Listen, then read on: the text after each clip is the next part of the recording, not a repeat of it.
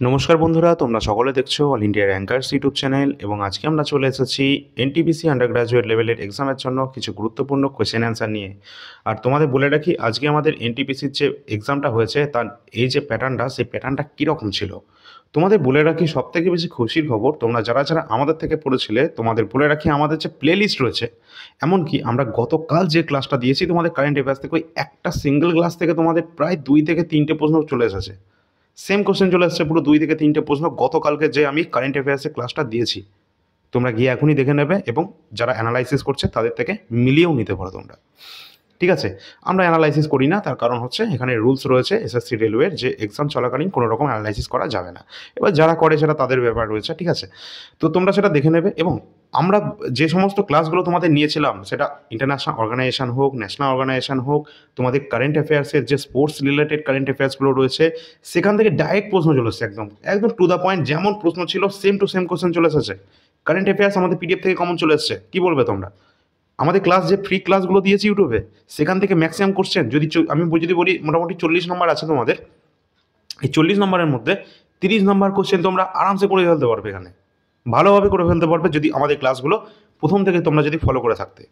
ঠিক আছে, তো যদি এখনও পর্যন্ত না করে থাকো, তোমাদের বলবো, কিছুদিন আগে আমরা একটা অ্যাপয়েন্টমেন্টের ক্লাস নিয়েছি। অ্যাপয়েন্টমেন্ট থেকে তোমাদের 2 থেকে 3টে প্রশ্ন কিন্তু আসছে, অলরেডি 2টো প্রশ্ন চলে এসেছে এক একটা শিফটে। তো অবশ্যই তোমরা কিন্তু দেখে যাবে কোন প্রশ্ন এসেছে, আমি সেটা বলবো না, বাট অ্যাপয়েন্টমেন্ট থেকে প্রশ্ন এসেছে, ইন্টারন্যাশনাল অর্গানাইজেশন থেকে প্রশ্ন এসেছে 2 থেকে 3টে। এছাড়া আমাদের যে স্পোর্টস রিলেটেড কারেন্ট অ্যাফেয়ার্স রয়েছে, এখান থেকে অনেকগুলো প্রশ্ন ছিল। গতকালের যে ক্লাসটা নিয়েছি কারেন্ট অ্যাফেয়ার্সে, সেখান থেকে 2 থেকে 3টে প্রশ্ন ছিল। ঠিক আছে, এছাড়া অন্যান্য যে জিকের কোশ্চেনগুলো আমরা করিয়েছিলাম, প্রিভিয়াস ইয়ার যে প্রশ্ন করিয়েছিলাম আমার চ্যানেলে, সমস্ত প্রশ্ন থেকে তোমাদের কিন্তু প্রশ্ন চলে এসছে। সুতরাং তোমরা যারা যারা আগামী দিনে প্রস্তুতি নিতে যাচ্ছ, তোমাদের সকলকে বলবো যে প্লেলিস্ট করা রয়েছে সেটা সকলে কিন্তু ফলো করবে, এখান থেকেই প্রশ্ন আসবে। ক্লাস শুরু করার আগে তোমাদের বলে দিই যে প্রিভিয়াস ইয়ার প্রশ্ন তোমরা কিন্তু 2025-এর যে গ্র্যাজুয়েট লেভেলের 47টে শিফটে এক্সামটা কন্ডাক্ট করানো হয়েছে, তার বাংলা ভাষায় সলিউশন আমাদের কাছে রয়েছে, তাও আবার সাবজেক্ট ওয়াইজ। অর্থাৎ এখানে টোটাল 18টা সাবজেক্টে বিভক্ত করা রয়েছে, যেমন জিওগ্রাফি রয়েছে, ভূগোল, ইতিহাস, economics, science, static GK, art and culture, এমনকি কারেন্ট অ্যাফেয়ার্স, সমস্ত প্রশ্ন নিয়ে টোটাল 18টা সাব টপিকে কিন্তু ভাগ করা রয়েছে। অবশ্যই তোমরা যারা যারা দেখোনি দেখে নেবে, 99 টাকায় তোমরা এটা পেয়ে যাবে। 82টা এখানে পেজ সংখ্যা রয়েছে, 47টা শিফটের সলিউশন রয়েছে, এখান থেকে এটা পড়বে। এবং প্রিভিয়াস ইয়ার 2020-21-এর যে পেপারটা ছিল, সেটাও তোমরা কিন্তু 99 টাকা দিয়ে পেয়ে যাবে। কারেন্ট অ্যাফেয়ার্স বেশিরভাগ কোশ্চেন কিন্তু আমাদের পিডিএফ থেকে অলরেডি চলে এসেছে, সেটা আমি দেখাচ্ছি। তার আগে তোমাদের বলে রাখি, এই যে আমাদের কারেন্ট অ্যাফেয়ার্স 2025-এর এক্সাম এসছে, সেই সমস্ত প্রশ্ন কিন্তু আমরা এই পিডিএফেই তোমাদের অ্যাড করে দিচ্ছি, যাতে কোনো রকম সমস্যা না হয় সেম ইয়ারের। সুতরাং ওই ইয়ারেরই তোমাদের কিন্তু কারেন্ট অ্যাফেয়ার্স চলে আসবে। আর তোমাদের বলে রাখি, গ্র্যাজুয়েট লেভেলের যে এক্সামটা হয়েছে 2025-এ, সেই রকম লেভেলের কিন্তু জিকে নয়। এটা আন্ডার গ্র্যাজুয়েট, এটা মাধ্যমিক নয়, এটা উচ্চ মাধ্যমিক পাসের, এটা গ্র্যাজুয়েশন লেভেলের নয়। সুতরাং তোমাদের 2020-21-এর যে প্যাটার্নটা ছিল, সেম প্যাটার্ন কিন্তু এখানে ফলো করা হচ্ছে এই 2025-এর আন্ডার গ্র্যাজুয়েট লেভেলের এক্সামে। তোমাদের আগেও বলেছিলাম, গ্র্যাজুয়েট লেভেলে খুব ভালো মাত্রায় জিজ্ঞাসা করা হয়েছিল, কিন্তু আন্ডার গ্র্যাজুয়েটে সেটা হবে না, কারণ এটা উচ্চ মাধ্যমিক পাসের জব। এই জন্যই কিন্তু তোমাদের এখানে এই প্রিভিয়াস ইয়ার 2020-21টা তোমাদের জন্য একদম সেম টু সেম, তোমরা কিন্তু ডিক্টো এখান থেকে কিন্তু প্রশ্ন পেয়ে যাবে। কারণ এই লেভেলটাই তোমাদের রিজনিংয়ের ক্ষেত্রেও এই লেভেলটা, ম্যাথের ক্ষেত্রেও সেম লেভেল, জিকের ক্ষেত্রেও কিন্তু এই 2020-21-এর প্যাটার্নটাই ফলো করা হচ্ছে রেলের তরফ থেকে। তো অবশ্যই এই পিডিএফটা তোমরা যারা যারা নাম নিয়ে নেবে। এখানে 5000 প্লাস জিকে কোশ্চেন রয়েছে, 133টি শিফটের সমাধান এখানে রয়েছে, শিফট ওয়াইজ বাংলা ভাষায় 99 টাকায় তোমরা পেয়ে যাবে। এই যে নাম্বার রয়েছে, এই নাম্বারে তোমরা যোগাযোগ করে নেবে। এই নাম্বারে ডেসক্রিপশন বক্স এবং কমেন্ট সেকশনে তোমরা এই নাম্বারটি পেয়ে যাবে। ক্লাস তো শুরু করবো, আর একটুখানি তোমরা দাঁড়িয়ে যাও, তার কারণ কারেন্ট অ্যাফেয়ার্স কোথা থেকে পড়বে কোনো টেনশন নেই, এটা তোমরা পড়ে চলে যাও। জানুয়ারি থেকে জুন পর্যন্ত তোমাদের ম্যাক্সিমাম কোশ্চেন 2025-এর কারেন্টই এসেছে, বেশি নয়। লাস্ট 6 মাসের কারেন্ট অ্যাফেয়ার্সের উপর বেশি ফোকাস করা হয়েছে। অবশ্যই তোমরা কিন্তু এটা পড়ে যাও, 100% বলছি। তোমরা কিন্তু এখান থেকেই প্রশ্ন কিন্তু কমন পাবে। সবাই কত প্রশ্ন কমন পাচ্ছে সেটা দেখার দরকার নেই, তোমরা 1 নাম্বার তোমরা যদি বেশি পেতে চাও, তাহলে কিন্তু এই কারেন্ট অ্যাফেয়ার্সটা ফলো করবে। তার কারণ আমি বলি, এখানে জানুয়ারি থেকে জুন পর্যন্ত প্রতি মাসের 450-র কাছাকাছি কোশ্চেন রয়েছে। সমস্ত মিক্স প্যাটার্নের কোশ্চেন ওয়ান লাইনার ফরম্যাটে রয়েছে সুন্দরভাবে। এবং এখানকার প্রশ্নগুলো প্রিলিমস থেকে মেন্স লেভেল পর্যন্ত কমপ্লিট করা রয়েছে। যারা আমাদের ক্লাস দেখেছিলে, অবশ্যই ক্লাসগুলো দেখে নেবে। সেখানকার ইম্পর্টেন্ট কারেন্ট অ্যাফেয়ার্স, প্রতি মাসিক ইম্পর্টেন্ট কারেন্ট অ্যাফেয়ার্সগুলো আমরা কিন্তু আমাদের ক্লাসে বলে দিয়েছি। স্পোর্টসের কারেন্ট অ্যাফেয়ার্সও আলাদা করে রয়েছে। তো সুতরাং তোমরা যদি পিডিএফটা সংগ্রহ করতে চাও, তাহলে তোমরা জানুয়ারি থেকে জুন 2025 115 টাকায় পেয়ে যাবে। যদি কোনো মাসের পার্টিকুলার কোনো মাসের প্রয়োজন হয়, তাহলে 20 টাকার মতো তোমরা কিন্তু পেয়ে যাবে পার মান্থে। এছাড়া জানুয়ারি থেকে ডিসেম্বর পর্যন্ত 2024-এর যে কারেন্ট অ্যাফেয়ার্সটা রয়েছে সেখানে কিন্তু তোমাদের 1200+ কোশ্চেন তো রয়েছে আমাদের প্রতি মাসের 100 কোশ্চেন পেপার। এছাড়া এখানে কিন্তু রয়েছে আমাদের মোস্ট ইম্পর্টেন্ট জিস্ট, যেটা তোমরা এখানে দেখতেই পাচ্ছ 50টা পেজের মধ্যে কমপ্লিট করা রয়েছে। ম্যাক্সিমাম কোশ্চেন 2024-এর এখান থেকেই আসবে, ঠিক আছে? তো এই টোটাল 2024-এর কারেন্ট অ্যাফেয়ার্স তোমরা 80 টাকার মধ্যে পেয়ে যাবে এবং জানুয়ারি থেকে জুন 2025-এরটা 115 টাকার মধ্যে পেয়ে যাবে। সুতরাং নিচে দেওয়া নাম্বারে তোমরা যোগাযোগ করে নেবে এবং সব কিছুই তোমাদের বলে দিলাম, জিকে কোথা থেকে কী করতে হবে, ঠিক আছে? এবার বাদবাকিটা কোথা থেকে তোমরা পড়বে না পড়বে, কোথা থেকে নেবে না নেবে, সে সমস্ত কিছু তোমাদের নিজের ব্যাপার, ঠিক আছে? এবং টেলিগ্রাম চ্যানেলে সকলে যুক্ত হয়ে যাবে, টেলিগ্রামে সমস্ত লিঙ্ক তোমরা জানতে পারবে এবং যে কোনো আপডেট সবার প্রথম সবার আগে পেয়ে যাবে। আর তোমাদের আরেকটা জিনিস বলে দিই যে ম্যাথ আর রিজনিংয়ের যে লেভেলটা, রিজনিং কিন্তু তোমাদের মোটামুটি ভালো লেভেল থাকে আমরা জানি, এবং ম্যাথের লেভেল কিন্তু একদম ইজি রয়েছে, কোনো সমস্যা নেই। 30টার মধ্যে তোমরা 28টা ভালো মাত্রায় সবাই করতে পারবে, ঠিক আছে? রিজনিংও 30-এ 30 করা যায়, বাট কয়েকটা প্রশ্ন রয়েছে একটু লেংদি কোশ্চেন, যার জন্য তোমাদের টাইম কিন্তু অবশ্যই নেবে, ঠিক আছে? তো চলো পরবর্তী আমাদের যে ফার্স্ট কোশ্চেন রয়েছে এখানে, 1945 সালের যে সিমলা সম্মেলন এটা অনুষ্ঠিত হয়েছিল, এটা ব্রিটিশ ভাইসরয়ের আমলে। সেই সময় কে ছিলেন? তো ব্রিটিশ ভাইসরয় কে ছিলেন এই সিমলা সম্মেলনের সময়, যেটা সাল 1945-এ? আমাদের সঠিক অ্যান্সার হয়ে যাবে লর্ড ওয়াভেল। লর্ড ওয়াভেল তিনি কিন্তু 1945-এর সিমলা যে এগ্রিমেন্ট হয়েছিল সেখানে কিন্তু তিনি উপস্থিত ছিলেন সেই সময়।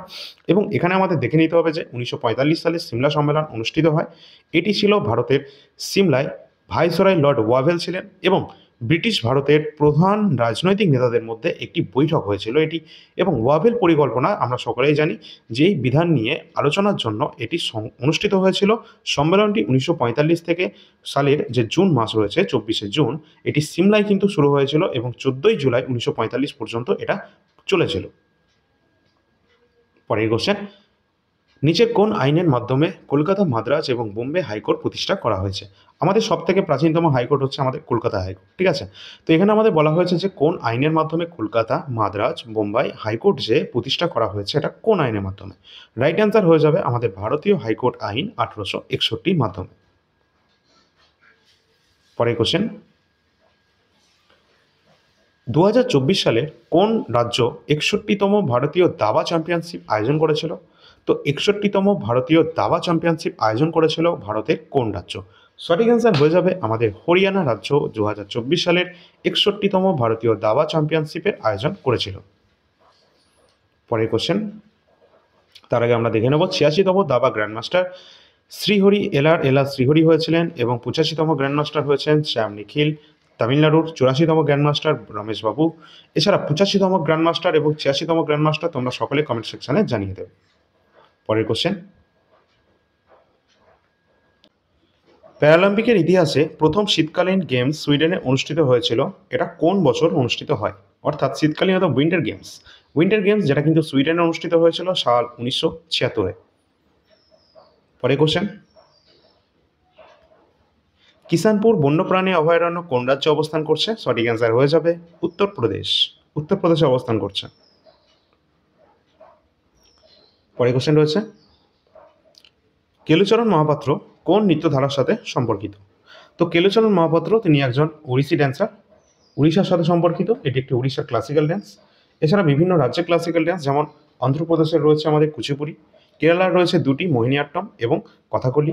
এছাড়া ভারতনাট্যম রয়েছে আমাদের তামিলনাড়ুতে, আসামে রয়েছে সাত্রিয়া যেটা লেটেস্ট এবং নিউয়েস্ট ক্লাসিক্যাল ড্যান্স। এছাড়া রয়েছে আমাদের উত্তরপ্রদেশে কত্থক, নর্দার্ন ইন্ডিয়াতেও দেখতে পাই বিশেষ করে এটা।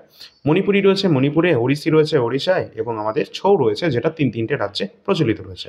ওয়েস্ট বেঙ্গলে রয়েছে আমাদের পুরুলিয়া ছৌ, ঝাড়খণ্ডে রয়েছে সরাইকেলা ছৌ এবং ওড়িশায় রয়েছে ময়ূরভঞ্জ ছৌ। তো এই টোটাল কিন্তু 8টি এবং ছৌ নিয়ে টোটাল 9টি কিন্তু আমাদের ক্লাসিক্যাল ড্যান্সের সংখ্যা রয়েছে। এছাড়া ফক ড্যান্স তো আমাদের বিভিন্ন রাজ্যে প্রচুর সংখ্যক দেখতে পাই আমরা। চলো পরে কোশ্চেন, কোন পঞ্চবার্ষিকী পরিকল্পনায় ভারত মিশ্র অর্থনীতির পথ বেছে নিয়েছিল? অবশ্যই সঠিক অ্যান্সার হয়ে যাবে যে এখানে ভারত মিশ্র অর্থনীতির পথ বেছে নিয়েছে সেকেন্ড 5 ইয়ার প্ল্যানে। অবশ্যই তোমাদের বলে রাখবো 5 ইয়ার প্ল্যান সম্পর্কিত ডিটেল ক্লাস অলরেডি চ্যানেলে দেওয়া রয়েছে, তোমরা দেখে নেবে। সেন্সাস 2011 সম্পর্কিত ডিটেল ক্লাস দেওয়া রয়েছে, অবশ্যই দেখে নেবে। পরের কোশ্চেন রয়েছে, নিম্নলিখিত কোন বিধানটি ভারতীয় সংবিধানের কানাডিয়ান সংবিধানের ধারণা থেকে ধার, এখানে বলা হচ্ছে কানাডিয়ান সংবিধান থেকে ধার করেনি, অর্থাৎ এখানে ধার করেনি কোনটা? যেটা কিন্তু আমাদের এখানে রয়েছে যে সুদৃঢ় কেন্দ্রবিন্দু যে যুক্তরাজ্য যে ব্যবস্থা রয়েছে এটা কিন্তু নেওয়া হয়েছে আমাদের কানাডিয়ান সংবিধান থেকে। এছাড়া কেন্দ্র কর্তৃক রাজ্যপালের নিয়োগ এটাও রয়েছে, সুপ্রিম কোর্টের উপদেষ্টাও রয়েছে, কিন্তু রাজ্যসভার সদস্যদের মনোনয়ন এটা কিন্তু কানাডিয়ান সংবিধানে নয়। এখানে কানাডিয়ান সংবিধানে যেগুলো রয়েছে, সুপ্রিম কোর্টের উপদেষ্টার এখতিয়ার, ফেডারেল ব্যবস্থা, গভর্নরদের নিয়োগ করা হচ্ছে রাজ্যে, এই সমস্ত কিছু কানাডিয়ান সংবিধানের নেওয়া হয়েছে। পরে কোশ্চেন, ফলো অন শব্দটি নিম্নলিখিত কোন খেলার সাথে সম্পর্কিত বা কোন খেলায় এটি ইউজ করা হয়? সঠিক অ্যান্সার হয়ে যাবে অবশ্যই ক্রিকেট। বিভিন্ন টার্ম রিলেটেড কোশ্চেনগুলো অলরেডি আমাদের ক্লাস দেওয়া রয়েছে। বিভিন্ন খেলায় কোন কাপ দেওয়া হয় বা কোন অ্যাওয়ার্ডগুলো দেওয়া হয় সেগুলো তোমরা দেখে নেবে। যেমন ক্রিকেটের সাথে যুক্ত কিছু শব্দ রয়েছে, যেমন এলবিডব্লিউ রয়েছে, hit wicket, googly, not out, no ball, white ball, dead ball, maiden over, overthrow, bye, leg bye, cover drive, late cut, hook, glance, stroke, shot, pull, sixer, follow through, bouncer, hat trick, round the wicket. এছাড়া রয়েছে over the wicket, seamer, boundary line, runner, এই সমস্ত term use করা হয় এই ক্রিকেটে। অবশ্যই তোমরা দেখে নেবে বিভিন্ন খেলার সাথে যুক্ত বিভিন্ন টার্মগুলি, যেগুলি অলরেডি ক্লাস দেওয়া রয়েছে চ্যানেলে। ভারতের সর্বোচ্চ মোটরযান চলাচলযোগ্য গিরিপথ কোনটি? অর্থাৎ ভারতের সর্বোচ্চ মোটরেবল পাস, এটা রাইট অ্যান্সার হয়ে যাবে আমাদের উমিংলা পাস। উমিংলা পাস ভারতের সর্বোচ্চ মোটরেবল অর্থাৎ মোটরযান চলাচলযোগ্য গিরিপথ। উমিংলাতে ভারতীয় যে সীমান্ত সড়ক সংস্থা কর্তৃক সম্প্রতি রাস্তাটির নির্মাণ কাজ সম্পন্ন করা হয়েছে, যা এটি বিশ্বের সর্বোচ্চ যান চলাচলের পথ এবং পথকে আরও প্রশস্ত করে তুলেছে। পরে কোশ্চেন, নিম্নলিখিত কোন যুদ্ধটি 1764 সালে সংগঠিত হয়েছিল? তো 1764 সালে কোনটি সংগঠিত হয়েছিল? অবশ্যই আমরা জানি যে বক্সারের যুদ্ধ, যেটা কিন্তু 1764-তে এটি সংগঠিত হয়েছিল। অবশ্যই কার সাথে? মীর কাসিমের সাথে। তো অবশ্যই আমরা এখানে দেখে নেব যে এই যে যুদ্ধটি এটি কিন্তু সংগঠিত হয়েছিল, যে বক্সারের যুদ্ধ ইংরেজ বাহিনীর সাথে মীর কাসিমের সম্মিলিত বাহিনীর মধ্যে, এবং এই সময় রবার্ট ক্লাইভের নেতৃত্বে ইস্ট ইন্ডিয়া কোম্পানির বাহিনীর এবং সিরাজউদ্দৌলার মধ্যে সংগঠিত একটি যুদ্ধ হয়েছিল। 1757 সালে 23শে জুন সংগঠিত হয়েছিল পলাশির যুদ্ধ, যেটা আমরা সকলেই জানি। সেই সময় সিরাজউদ্দৌলা এবং রবার্ট ক্লাইভের মধ্যে হয়েছিল। এছাড়া বাবর এবং ইব্রাহিম লোদির মধ্যে সংগঠিত হয়েছিল যে যুদ্ধটি, সেটি তোমরা সকলে বলবে, যেটা কিন্তু আমাদের 1526 সালের পানিপথের প্রথম যুদ্ধ, বাবর এবং ইব্রাহিম লোদি এখানেই দেওয়া রয়েছে। ঠিক আছে, চলো পরে কোশ্চেন দেখি। তোমাদের বলে রাখি, দিল্লি সুলতান সম্পর্কে কিন্তু একদম ডিটেল ক্লাস দেওয়া রয়েছে, আর দিল্লি সুলতান থেকে তোমাদের প্রশ্ন আসবে এটা গ্যারেন্টি। ঠিক আছে, অলরেডি চলে এসছে দিল্লির দাস বংশ থেকে প্রশ্ন আসছে। কোন প্রশ্ন আসছে আমি সেটা বলবো না, দাস বংশ থেকে চলে এসছে। তো অবশ্যই দিল্লি সুলতানের কমপ্লিট টপিক এই চ্যানেলে দেওয়া রয়েছে, তোমরা কিন্তু দেখে নেবে। দিল্লি সুলতান থেকে অলরেডি 2টো প্রশ্ন কিন্তু আজকে এসেছে।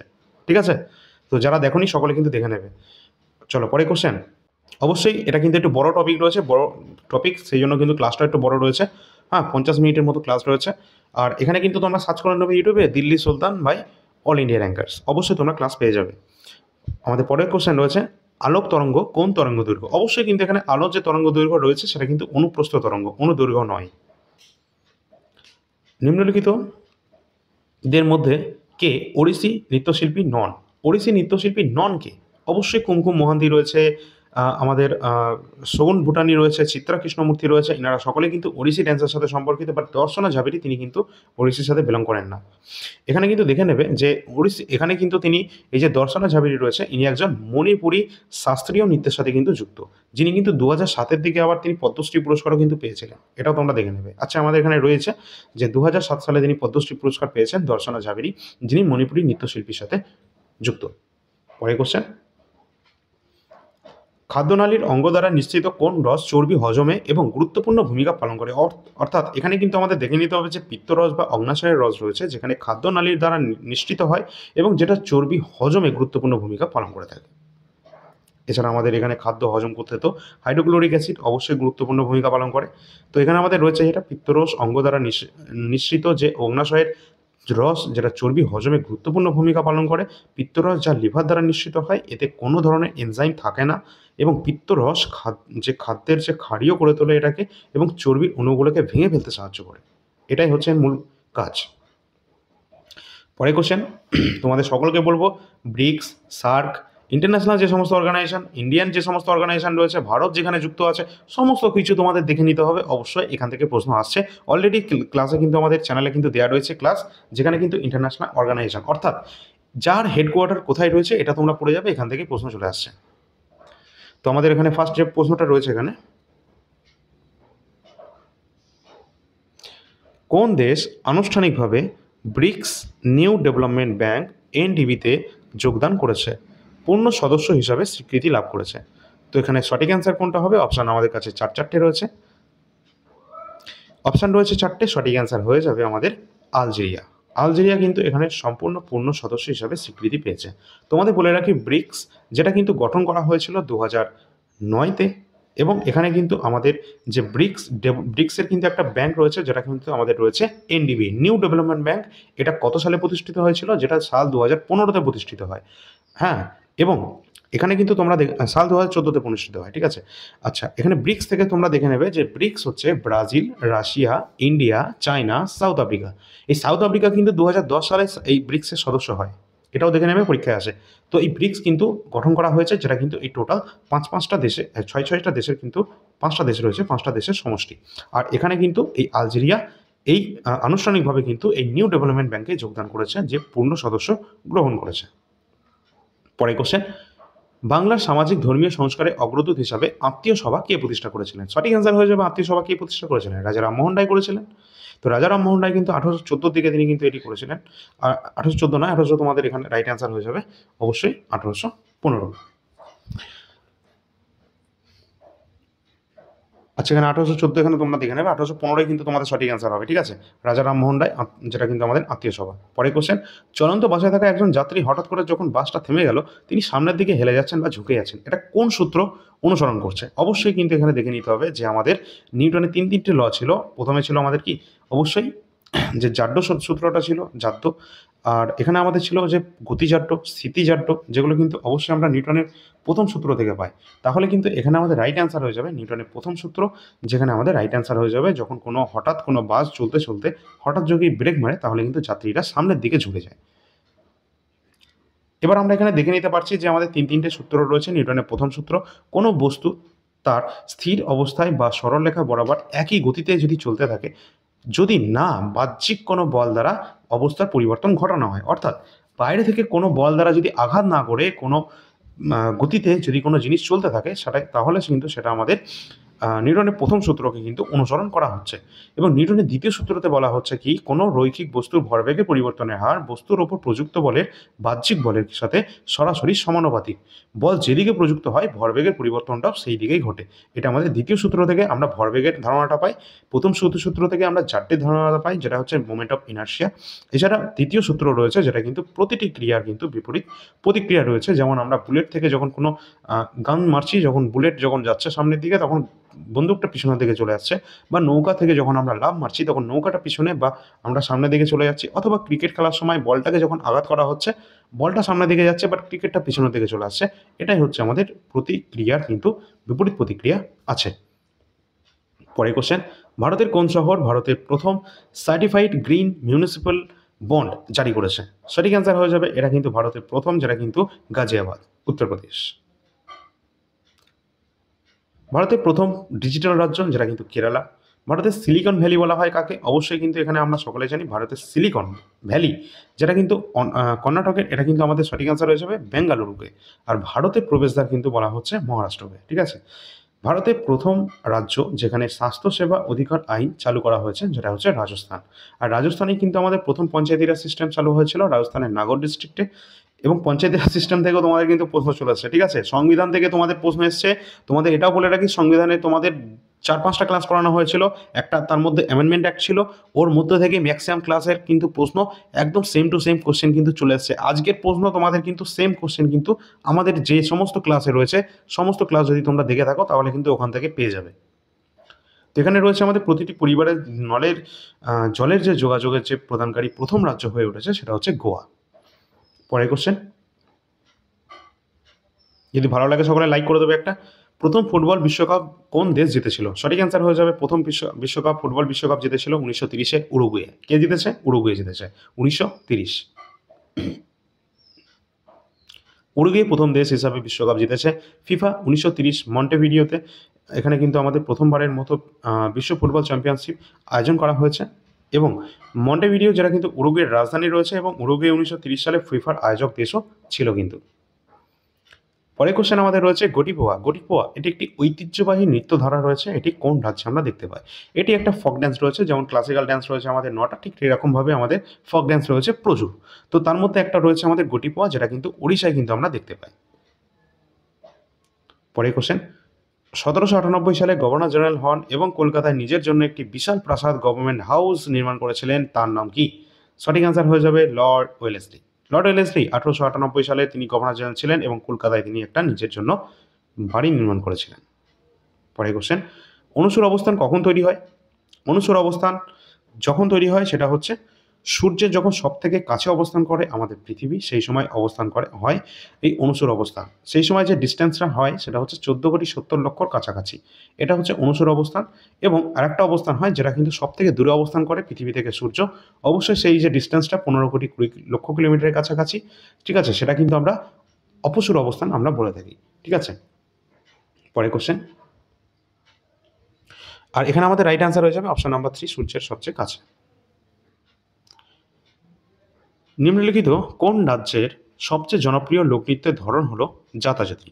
জাতাজাতিন যেটা রয়েছে এটা কিন্তু সব থেকে বেশি কিন্তু বিহারে আমরা দেখতে পাই। জাতাজাতিন, ছৌ, বিদেশিয়া, ঠিক আছে, এগুলো ফক ড্যান্স রয়েছে বিহারে, ঠিক আছে।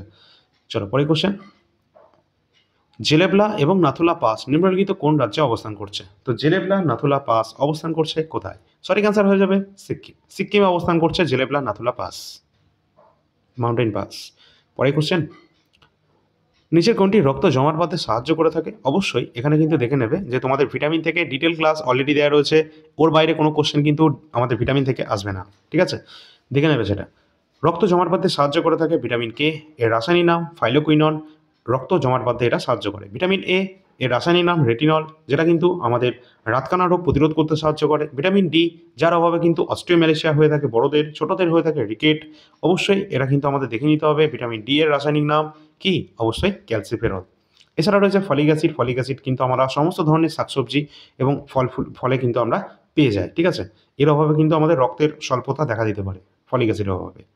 তো এই পর্যন্ত আমাদের ক্লাসটি ছিল। যদি ভালো লাগে তোমরা কিন্তু সকলে একটা লাইক করে দেবে, শেয়ার করে দেবে সমস্ত বন্ধুদের সাথে, সাবস্ক্রাইব করে রাখবে চ্যানেলটিকে। আবারও বলছি তোমাদের সকলকে, যারা এখনও পর্যন্ত তোমাদের অনেক দেরি রয়েছে আন্ডার গ্র্যাজুয়েট এক্সাম, তোমরা কিন্তু অবশ্যই এই যে আগের ক্লাসগুলো রয়েছে দেখে নেবে। গতকালের যে আমরা ক্লাসগুলো দিয়েছি বা এই কিছুদিন আগে যে সমস্ত প্রশ্নগুলো দিয়েছি, সেই সমস্ত কারেন্ট অ্যাফেয়ার্সের ক্লাসগুলো দেখে যাবে। ওখান থেকে ম্যাক্সিমাম কোশ্চেন আজকেও কিন্তু রিপিট হয়েছে। তো আমি একটা ভালো কাজ করে দিচ্ছি তোমাদের জন্য, যাতে তোমাদের সমস্যা না হয়।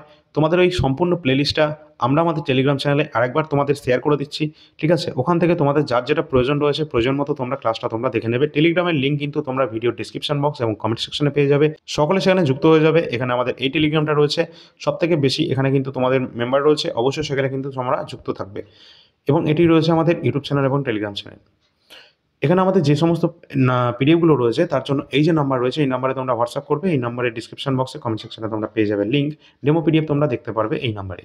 আর তোমাদের বলে রাখি, এনটিপিসির জন্য সব থেকে বেশি গুরুত্বপূর্ণ কিন্তু 2020-21 যে প্রিভিয়াসের পেপারটা ছিল, সেটা এই 2025 থেকেও বেশি কিন্তু, যেটা দেখতে পাচ্ছি, ঠিক আছে। তার কারণ এই গ্র্যাজুয়েট লেভেলের যে পেপারটা ছিল সেটা কিন্তু তোমাদের বেশ ভালো মাত্রায় কিন্তু জিকে কোশ্চেনগুলো ছিল, কিছু কোশ্চেন, সব প্রশ্ন নয়।